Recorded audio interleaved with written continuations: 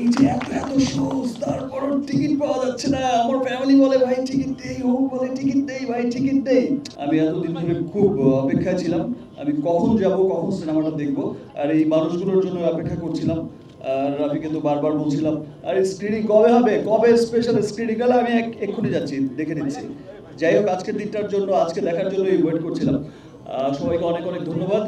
specially আমি ধন্যবাদ জানাচ্ছি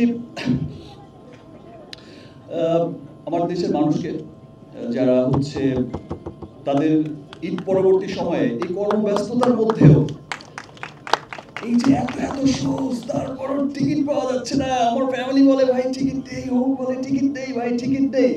এটা সত্যি আজ মনে হচ্ছে 100 কোটি 25% কিন্তু